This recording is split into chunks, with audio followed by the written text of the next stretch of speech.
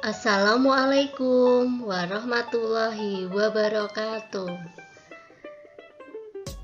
Selamat pagi anak-anak kelas 6. Bagaimana kabarnya hari ini? Semoga kalian semuanya selalu sehat dan tetap semangat untuk belajar. Baik, bersama dengan Bunda Heni, dan kali ini kita akan belajar Bahasa Indonesia kelas 6 yang akan membahas tentang kalimat efektif. Baik, sebelum kita mulai, kita berdoa dulu. Kita baca basmalah bersama-sama. Semoga pembelajaran hari ini bisa berjalan dengan lancar. Bismillahirrohmanirrohim.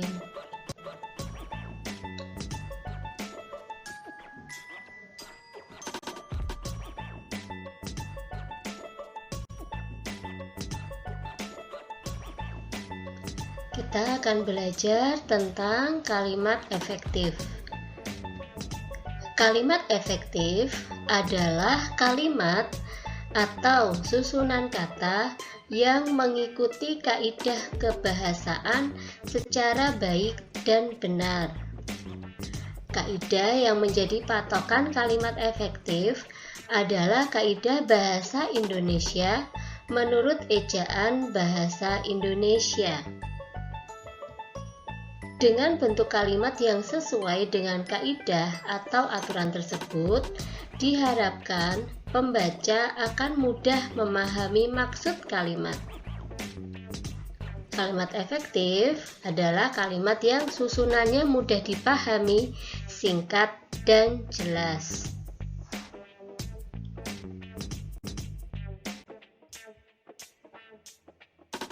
Ciri kalimat efektif. 1. Memenuhi kaidah ejaan yang berlaku. 2. Menggunakan struktur bahasa yang tepat atau sistematis. 3. Tidak boros atau bertele-tele dalam penggunaan kata. 4. Menggunakan pilihan kata atau diksi yang tepat. 5. Tidak ambigu atau menimbulkan tafsiran makna ganda. Baik, ada 5 ciri kalimat efektif. Kita akan membahas satu persatu maksud dari ciri-ciri kalimat efektif.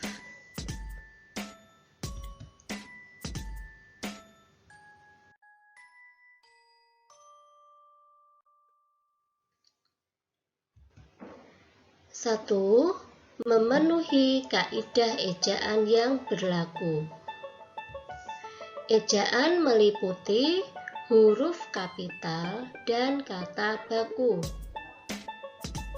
Perhatikan ada contoh. Dokter Iskandar praktek sore ini. Ada D besar R kecil titik Iskandar praktek sore ini. Nah, kalimat ini termasuk kalimat efektif atau tidak? Nah, perhatikan, kalimat ini termasuk kalimat tidak efektif. Loh, mengapa kok tidak efektif, Bunda? Ya, karena ada ejaan yang salah. Nah, ejaan yang salahnya bagaimana? Ada, di singkatan D besar R kecil, kemudian praktek. Nah, mengapa salah? Baik, perhatikan ya. Untuk singkatan D besar R kecil itu singkatan dari dokter. Jadi kalau D besar R kecil itu artinya dokter atau lulusan S3. Nah, sedangkan maksud dari kalimat ini kan dokter. Nah, singkatan dokter itu adalah D kecil R kecil titik ya, ingat ada tanda titiknya. Nah, singkatan dari dokter, profesi dokter itu kalau disingkat D kecil R kecil ya. Jadi hanya ada 2 singkatan untuk huruf D dan R ini ya, D besar R kecil maksudnya dokter, dan D kecil R kecil itu dokter. Tidak ada singkatan D besar R besar, itu tidak ada ya, hanya ada dua ini ya. Nah jadi itu salah. Nah kemudian kata praktek. Mengapa kata praktek salah? Karena praktek itu kata tidak baku ya, yang baku adalah praktik. Ingat, kalau kalian melakukan percobaan itu melakukan praktikum, bukan praktekum. Jadi menggunakannya, jadi yang betul adalah kata praktik pakai i. Nah perbaikannya adalah D kecil R kecil dokter titik Iskandar praktik sore ini.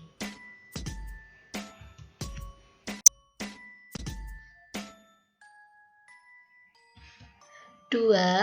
Menggunakan struktur bahasa yang tepat. Struktur bahasa meliputi pola atau struktur kalimat. Pola atau struktur kalimat itu maksudnya adalah SPOK. Apa itu SPOK? Baik. S itu artinya subjek atau pelaku atau yang melakukan pekerjaan. Kemudian P itu predikat atau pekerjaan yang dilakukan ya. Pekerjaan di sini bukan maksudnya pekerjaan seperti polisi, dokter, guru, seperti itu ya. Tapi pekerjaan itu adalah yang dilakukan. O itu objek atau yang dikenai pekerjaan ya. Jadi S itu subjek, P predikat, O objek. Kemudian K itu adalah keterangan.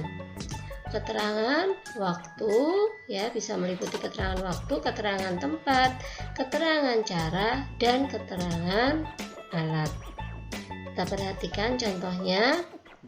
Asmi makan roti bakar di teras tadi siang. Nih perhatikan, Asmi makan roti bakar di teras tadi siang. Nah kita perhatikan polanya. Asmi ya itu S atau subjek ya, jadi yang melakukan pekerjaan, pelakunya itu Asmi. Kemudian P, pekerjaan tadi yang dilakukan Asmi apa? Makan ya, berarti predikatnya makan. Kemudian roti bakar itu O ya, yang dikenai pekerjaan, yang dimakan itu apa? Roti bakar, jadi itu objeknya. Kemudian ada di teras, itu keterangan tempat. Tadi siang itu keterangan waktu. Nah perhatikan, struktur atau pola kalimat itu harus urut ya, SPO kemudian ditambahkan keterangan. Kalau unsur intinya itu adalah S dan P. Kalimat itu minimal adalah S dan P. Ya, seperti itu.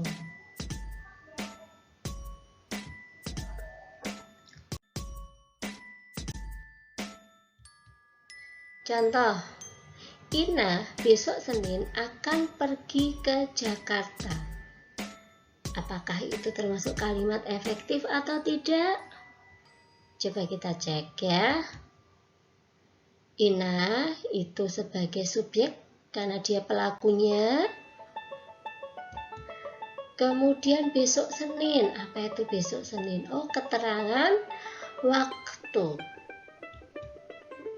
Akan pergi, itu kan yang dilakukan. Yang dilakukan berarti predikat. Ke Jakarta menyatakan tempat berarti itu keterangan tempat. Nah, Coba kalian perhatikan polanya. Subjek, keterangan waktu, predikat, keterangan tempat. Bolehkah itu? Nah, struktur kalimatnya tidak tepat karena kan harus urut. Nah, jadi kita perbaiki. Ya, struktur kalimatnya kita perbaiki menjadi Ina akan pergi ke Jakarta besok Senin. Ina akan pergi ke Jakarta besok Senin. Subjek, predikat, keterangan waktu, keterangan tempat, keterangan waktu, ya, seperti itu. Ya. Jadi setelah subjek itu predikat, tidak boleh ada unsur atau pola yang lain.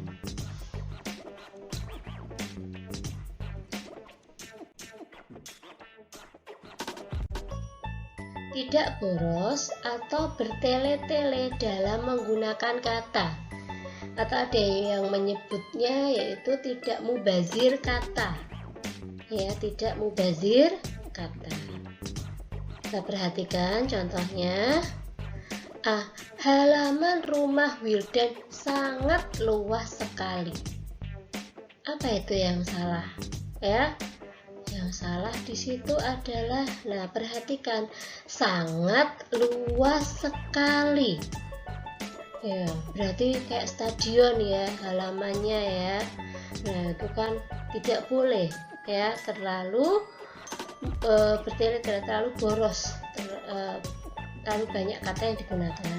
Nah, kalau penyangatan, kita menyangatkan sesuatu itu menggunakannya sangat, bukan menggunakan kata sekali.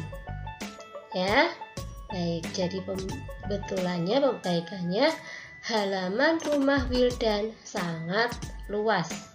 Ya, bukan luas sekali, tapi sangat luas.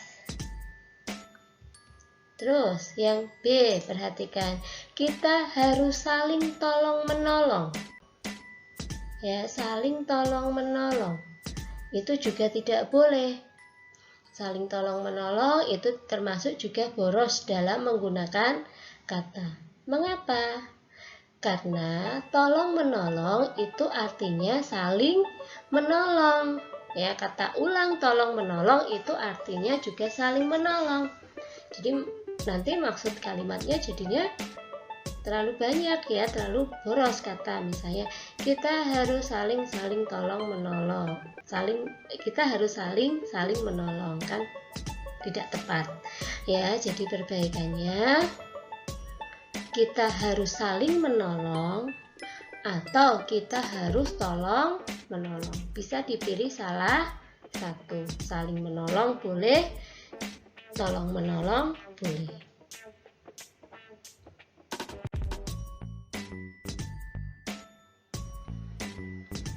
4. Menggunakan pilihan kata atau diksi yang tepat. Ya, diksi itu maksudnya kata. Matahari terbit di pagi hari. Apa yang salah dari kalimat ini? Ya, ada yang salah. Ya, tidak efektif itu. Apa yang salah? Ada kata di. Loh, mengapa kata di kok salah, Bunda? Baik. Ya, kata di itu digunakan untuk keterangan tempat. Ya, di itu digunakan untuk keterangan tempat. Padahal yang mengikuti kata di situ adalah kata pagi hari yang menjelaskan waktu.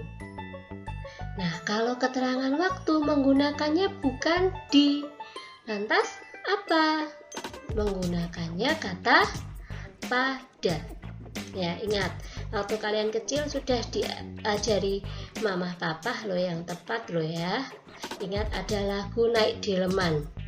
Ya, gimana liriknya itu? Pada hari Minggu, ya kan? Ku turut ayah ke kota. Kan pada hari Minggu. Hari Minggu itu kan keterangan waktu, ya. pada hari Minggu, bukan di hari Minggu ya. Jadi ingat-ingat kalau keterangan waktu itu menggunakan kata pada, bukan menggunakan kata di, karena di itu untuk keterangan tempat. Jadi perbaikannya bagaimana? Matahari terbit pada pagi hari ya, ingat ya. Kemudian contoh yang kedua, upacara dimulai jam 07.00. Nah, apa yang salah di situ?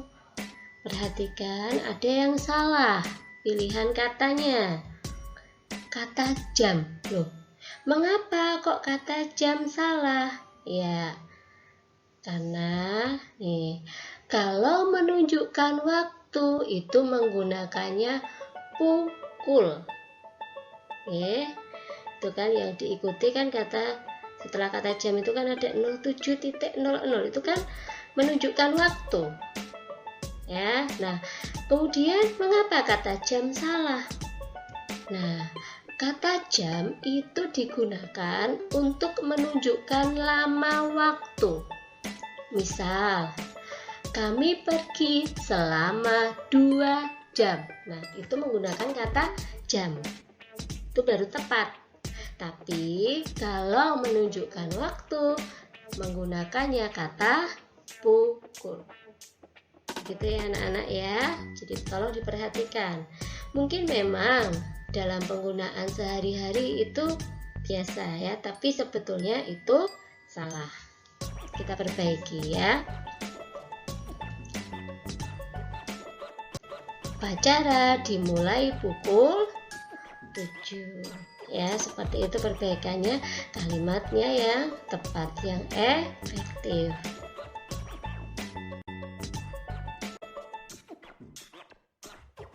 Lima, tidak ambigu atau menimbulkan tafsiran makna ganda. Maksudnya, jadi saat pembaca itu membaca kalimat ya, tidak ada arti yang bermacam-macam ya, jadi tidak menimbulkan banyak arti. Contoh, istri lurah yang baik itu sedang sakit. Perhatikan, istri lurah yang baik itu menimbulkan makna ganda. Maksudnya yang baik itu siapa?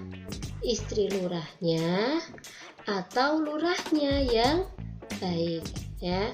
Jadi itu kan menimbulkan makna ganda dari kalimat tersebut ya. Pembaca akan bingung berpikirnya, yang baik itu siapa? Istrinya atau lurahnya ya, seperti itu. Baik, sekian saja penjelasan dari Bunda tentang kalimat efektif. Ya, semoga kalian bisa memahami penjelasan dari Bunda. Semoga bermanfaat ya. Kita akhiri pembelajaran hari ini dengan membaca hamdalah bersama-sama. Alhamdulillahirabbil alamin. Terima kasih sudah mendengarkan. Stay at home. Stay safe, semoga semuanya selalu sehat, tetap semangat dalam belajar, dan selalu bersabar. Terima kasih. Wassalamualaikum warahmatullahi wabarakatuh.